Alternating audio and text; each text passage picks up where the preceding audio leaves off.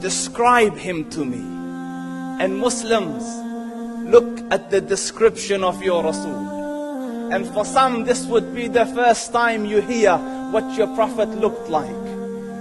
I saw a man of striking appearance. ظاهر الوضاء أبلج الوجه, radiant face, حسن الخلق, beautifully created. لم تعبه الثجلة, his belly wasn't protruding. ولم تزر به السعلة, nor was his head disproportionate and small.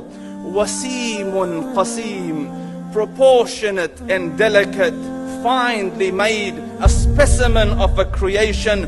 في عينيه دعج, in his eyes there was a contrast. The dark was immensely dark, the white was excessively white. وفي أشفاره وطف, and his eyelashes were long. وفي صوته صهل, and in his voice was a natural echo. وفي عنقه سطع, and his neck was elegantly long. وفي لحيته كثاثة, his beard was full and thick. أزج أقرن, his eyebrows were arched, but they were not joint, it was separated. In summit فعليه الوقار, when he was silent, dignity covered him. وإن تكلم سماه وعلاه البهاء, and when he spoke it was audible and clear, almost commanding and overtaking. أجمل الناس وأبهاهم من بعيد, from afar the most striking and outstanding in appearance. وأحسنهم وأجملهم من قريب, and when he came near, the best of them and the most handsome of them in closeness. حلو المنطق, such an exalted and sweet level of logic. Like when he used to speak, it was so coherently logical, it was smooth and easy to understand. فصل لا نزر ولا هذر, he was to the point, not excessive nor too short. كأن منطقه خرزات نظم يتحدرن, his logic, his utterances, his words were like jewels coming out of a necklace, calculated, polished, one after the other, it would flow magically. ربعة, he was medium in height. Your eye didn't have to strain to look up at him, nor was it tedious to look down at him. He was a comfortable sight to look at. له رفقاء يحفون به, he had friends, the people that were with him, they were working around him to try to serve and protect him. إن قال سمعوا لقوله, when he used to say something, they used to hearken to what he used to say. وإن أمر تبادروا إلى أمره, when he commanded, they used to compete to fulfill the command. This is Muhammad Rasulullah. This is Muhammad Rasulullah. Anas ibn Malik says, he says, I came out one night, it was the full moon night.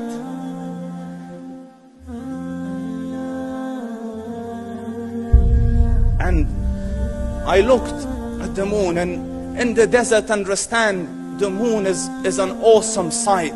It is smooth, it is radiant, it is clear, it is gentle compared to the scorching sun at which they are used to.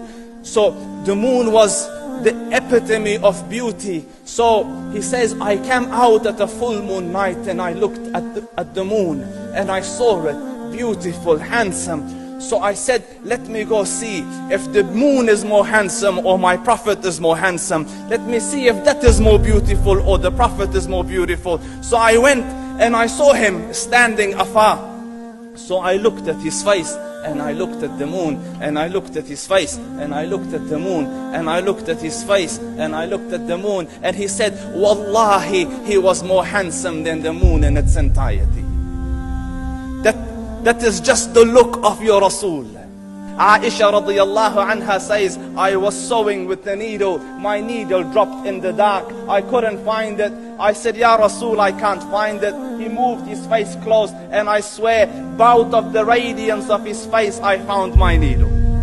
And the Prophet sallallahu alaihi wasallam was mind-bogglingly handsome. But his handsomeness was covered with waqar and jalal and hayba.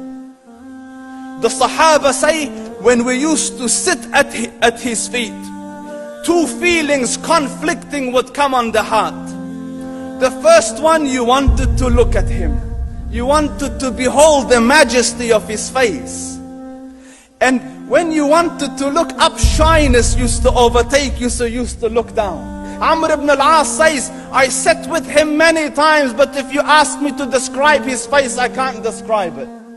I wouldn't be able to look up to him ijlalan wa ta'zeeman. I couldn't look up at him. And that is why he didn't have the problems that Yusuf alayhi salam had. Because it was difficult to penetrate the awe and the splendor of the Rasul.